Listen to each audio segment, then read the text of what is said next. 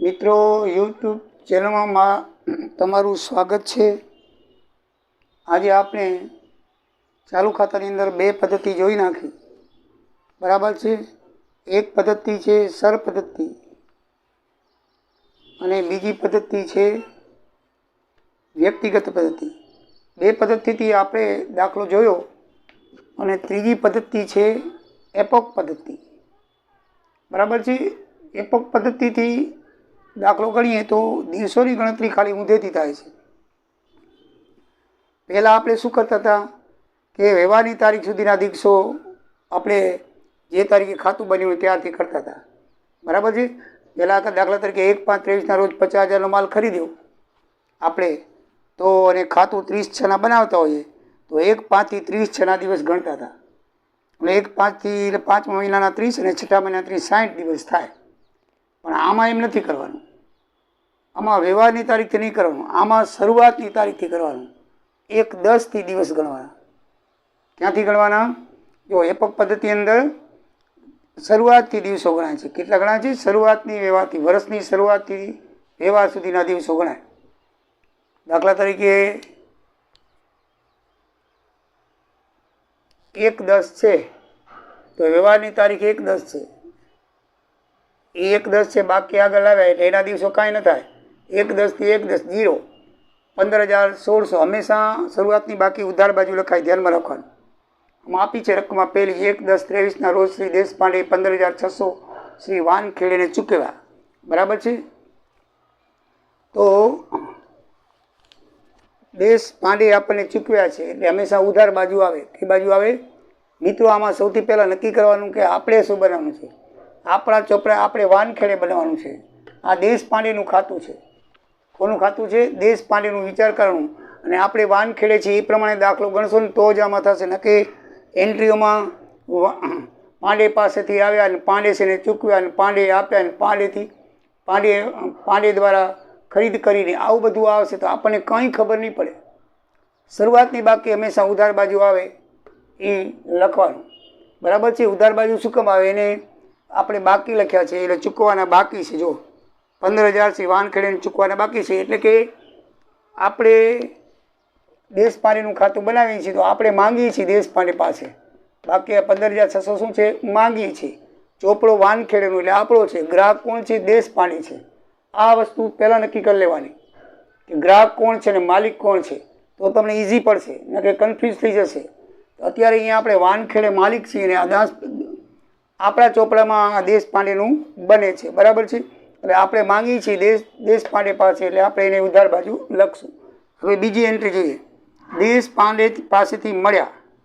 હવે વિચાર કરો, આમનો શું થાય? દેશપાંડે પાસેથી મળ્યા એટલે આપણને મળ્યા, બરાબર ને? તો આપણને રોકડ આવી તો રોકડ ખાતે ઉધાર, તો દેશપાંડે ખાતે શું કરશું? જમા। આપનાર ખાતે જમા કરીને શું કરીએ આપણે? આપણી પાસે રોકડ આવી, આવે તે ઉધાર। આમનું શું થશે? રોકડ ખાતે ઉધાર,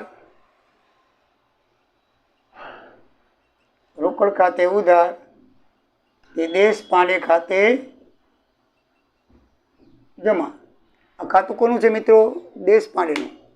તો દેશપાંડેની જમા બાજુ શું લખશું? રોકડ ખાતે ઉધાર।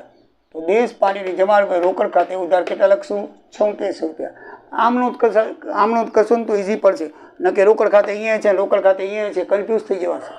તમે આમનું તો મનની અંદર કરતા જાઓ, મન ન હોય તો મનમાં ન ફાવે તો પછી રફની અંદર કરો।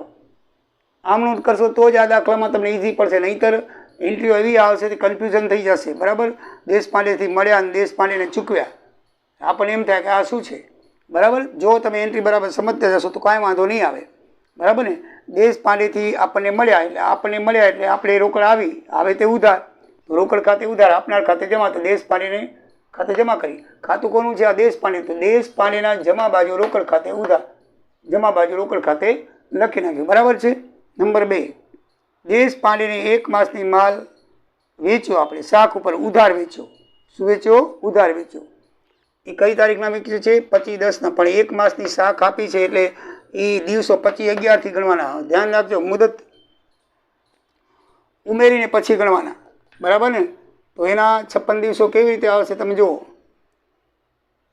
ધ્યાન રાખજો, શરૂઆતની બાકી આપી છે એટલે 1-10 પૂરેપૂરા દિવસ લખવાના.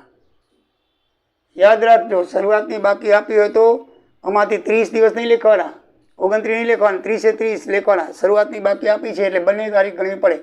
1-10ના પૂરેપૂરા 30 થશે, 11ના પણ 30 થશે, અને બાકીના થશે 10મા મહિનાના 31, બરાબર 31, અને ડિસેમ્બરના કેટલા થશે 25, બરાબર. પૂરેપૂરા દિવસ લેવાના. 10મા મહિનાના 31 એટલે પૂરેપૂરા લેવાના. તો 6, 3, 3, 6 ને 2, 8 કેટલા થશે 25, 11 સુધી જ ગણવાના છે. મેં તો કેટલા ગણી નાખ્યા, બરાબર ને. આ 10મો મહિનો છે અને આપણે કેટલા 25, 11 એટલે 11મા મહિનાના 25 એટલે 56 દિવસ આવશે. કેટલા આવશે 56 દિવસ. ધ્યાન રાખજો, શરૂઆતની તારીખથી વ્યવહારની તારીખ સુધી ગણવાના છે. ઓમાં વ્યવહારની તારીખથી આપણે ચાલુ ખાતાની તારીખ સુધી ગણતા હતા. બસ આ પદ્ધતિમાં આટલો ફરક છે, બાકી બધું એનું જ છે. અને એક બીજો ફરક છે, પછી કહું. એક ફરક આ છે દિવસ ગણવાની. આમાં શરૂઆતની તારીખથી કરીને વ્યવહારની તારીખ ગણવાનો હતો, અને ઓમાં વ્યવહારની તારીખથી કરીને ખાતું બને છે ચાલુ ખાતું એ તારીખથી ગણવાના હતા, બરાબર છે. તો બસ મિત્રો આટલો ડિફરન્સ છે, બાકી કાંઈ ડિફરન્સ નથી. તો 56 દિવસ આવ્યા તો આપણે 56 દિવસ લખી નાખ્યા. અને વેચાણ ખાતે આપણે વેચીએ, બરાબર છે, આપણે વેચ્યું, બરાબર છે.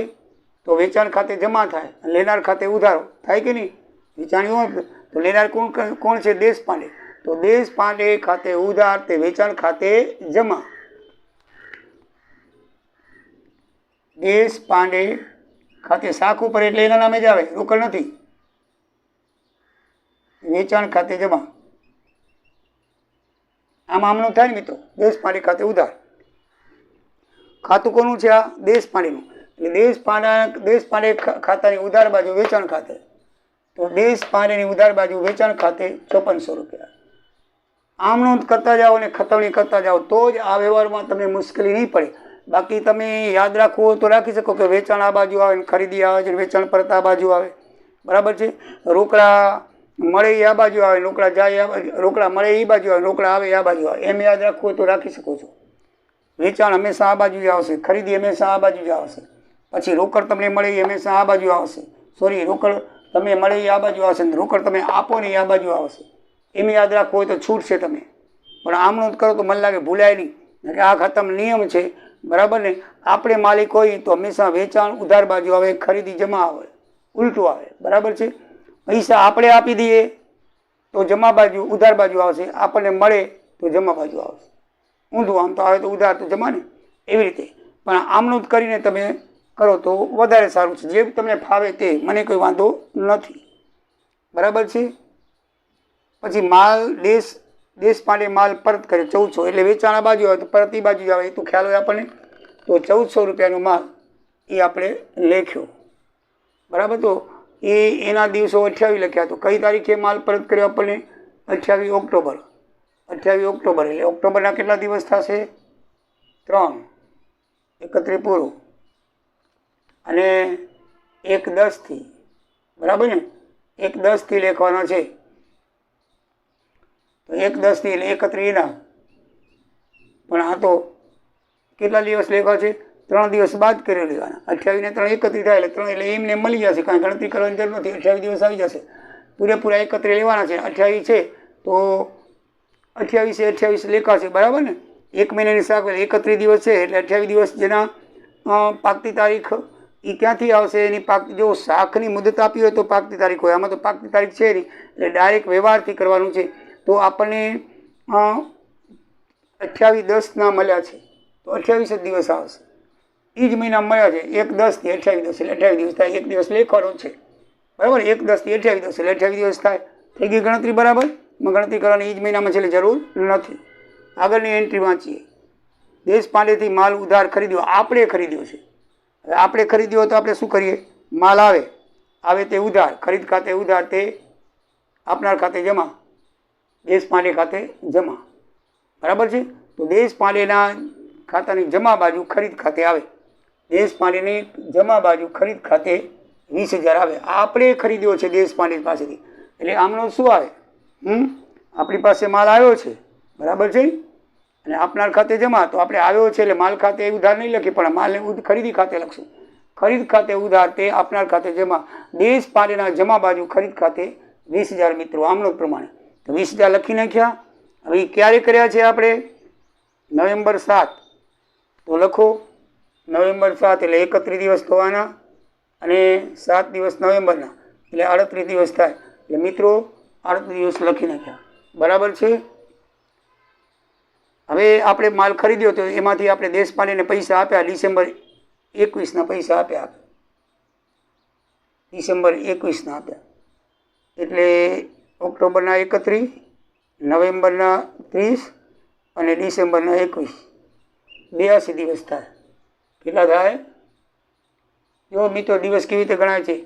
શરૂઆતની તારીખથી ટ્રાન્ઝેક્શન ડેટ સુધી 82 દિવસ થાય. બરાબર છે. અને આપણે આપ્યા છે એટલે આપણી પાસે રોકડ જાય છે. બરાબર ને? અને લેનાર કોણ છે? દેશપાંડે. તો દેશપાંડેની ખાતે ઉધાર, લેનાર ખાતે ઉધાર તે રોકડ ખાતે જમા. તો દેશપાંડે ખાતાની ઉધાર બાજુ રોકડ ખાતે જમા 10,000 રૂપિયા થશે. સમજાઈ ગયું મિત્રો? આમ નોંધ કરતા જાઓ અને ખતવણી કરતા જાઓ. કોઈ દિવસ તમને ટ્રાન્ઝેક્શનની ભૂલ નહીં આવે. તો આપણે 5 ટ્રાન્ઝેક્શન આપણા થઈ ગયા. તો મારો ટોટલ આનું ટોટલ 31,000 રૂપિયા થયું. બરાબર છે. અને આમાં પછી ગુણાકાર 54 ગુણ્યા 56 સર કાઢવાની ગુણાકાર 3,24,2,400 આ 82, 8,20,000 ટોટલ મારો 11,22,400. આ બાજુ ગુણાકાર કરશો તો 91,200, 42,200 અને 7,60,000. બરાબર છે.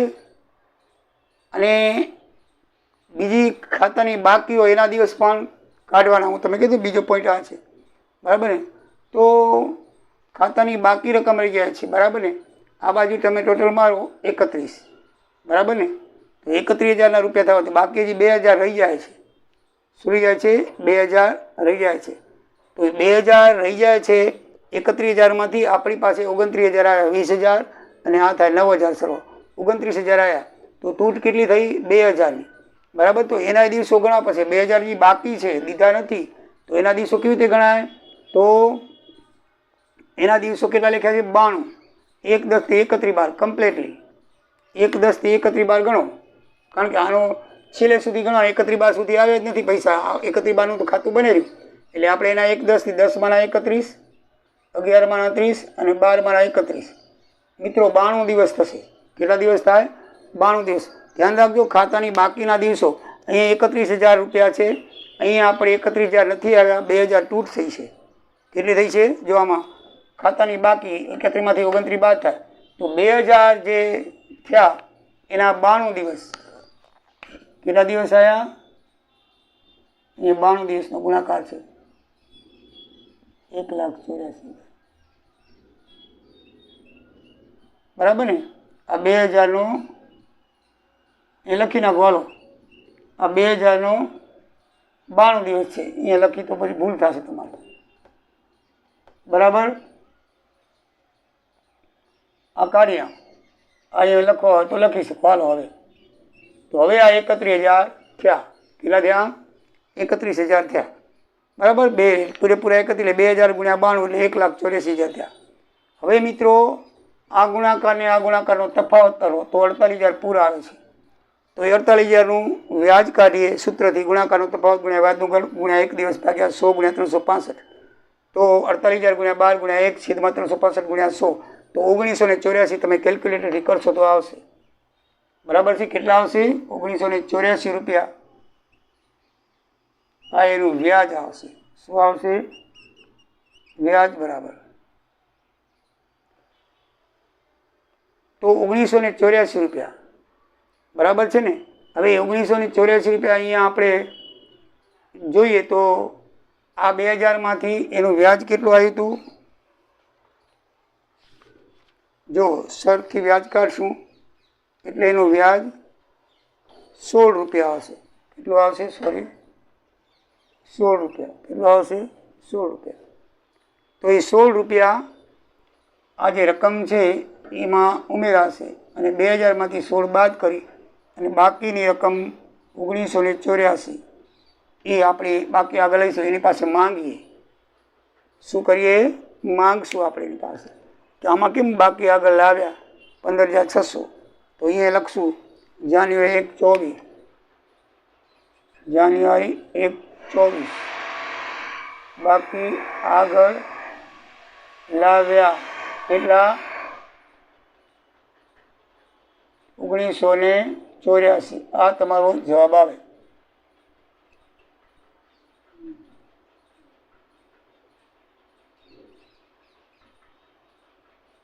સમજણ પડી મિત્રો?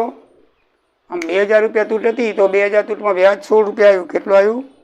16 રૂપિયા। એટલે 16 રૂપિયા તમારે અહીંયા લખવાના। હવે એ 16 રૂપિયા કઈ બાજુ લખાતો? આમાં નિયમ છે કે જે બાજુ સરવાળો વિરુદ્ધ હોય ને એની વિરુદ્ધ લખવાના, સરવાળો વધુ હોય એની વિરુદ્ધ લખવાના। બરાબર છે ને? સરવાળો આમાં લખ્યું છે એનો સરનો સરવાળો ઉધાર બાજુ વધારે છે। કઈ બાજુ વધારે છે? ઉધાર બાજુ। બરાબર છે? અહીંયા 11 લાખ છે, અહીંયા 11 લાખથી ઓછો છે। કેટલો છે? 11 લાખથી ઓછો છે। એટલે 1,84,000 તફાવત આવે છે। આ છે ને તફાવત અહીંયા કેટલો છે?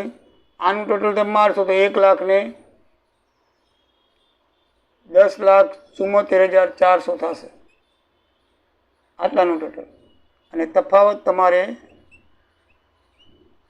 કેટલો આવશે? 48,000। કેટલો આવશે? 48,000 અને કુલ થશે 11,22,400। સમજાય કે મિત્રો? આનો તમે આટલાનો કરશો એટલે કે 10,74,400 આવશે। એટલે કે જે બાજુનો સરવાળો વધારે હોય તો આ બાજુનો 11 લાખ છે, બાજુ જે બાજુનો સરવાળો હોય એને વિરુદ્ધ વ્યાજ લખવાનું, અહીંયા વ્યાજ લખવાનું। આ બાજુનો સરવાળો વધારે તો આ બાજુ વ્યાજ લખવાનું। એટલે આમાં 3 બાબત ધ્યાનમાં રાખવાની। શું ધ્યાનમાં રાખવાની? કે દિવસોની ગણતરી વ્યવહારિક ટ્રાન્ઝેક્શન ખાતાથી નહીં પણ શરૂઆતની તારીખથી કરીને વ્યવહાર સુધીની ગણતરી કરવાની। નંબર 2, વ્યાજ જે આવે એ વ્યાજ તમારે હંમેશા જેનો સરવાળો વધુ આવે એની ઉધાર બાજુ લખવાનું, ઉધાર બાજુ વિરુદ્ધ બાજુ લખવાનું। શું લખવાનું? વિરુદ્ધ બાજુ। જમા બાજુનો સરવાળો વધારે તો ઉધાર બાજુ, એ ઉધાર બાજુનો સરવાળો વધારે છે। બરાબર છે?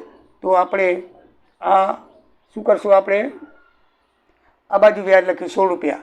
બરાબર છે ને? અને આ બાજુ રકમ તમારી છે, રકમ જે બાજુ તૂટ થાય, જે બાજુ તૂટ થાય ને એ બાજુની રકમ 2000 છે તો એ રકમના પણ દિવસ ગણવાના।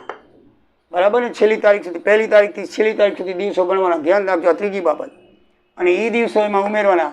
આપણે આ બધું સરવાળો કર્યો તો આનો સરવાળો 29,000 થયો, આનો 31, તો 2000 દિવસ બાકી રહી જાય છે, એના દિવસો આપણે ગણવાના। 92 ગણ્યા પછી 1,84,000। હવે એનું ટોટલ મારો, એ ટોટલ અને આ ટોટલનો તફાવત 48,000 આવે। એટલે આપણે 11,22,400 11,22 સરખો થઈ જાય। તફાવત આવે એનું વ્યાજ કાઢો તો 16 રૂપિયા આવ્યું। એ 16 રૂપિયા આપણે આ ગુણાકાર વધારે છે તો એની વિરુદ્ધ બાજુ 16 ઉમેર્યા। એટલે આમ તો 2000નો તફાવત આવતો તો 2000 રૂપિયા દેવાના થાય, 16 રૂપિયા વ્યાજના કટિંગ થઈ જાય। 1984 રૂપિયા આપણે બાકી આગળ લાવ્યા। હવે પછી અહીંયા કરશું। તો મિત્રો આ તમારી ત્રણેય પદ્ધતિ પૂરી થઈ અને હવે પછીના વિડીયોમાં 2 દાખલા ગણી અને આ સ્વાધ્યાય પૂરું કરશું। જય સિયારામ, જય દ્વારિકાધીશ। આવજો, સબસ્ક્રાઈબ કરજો।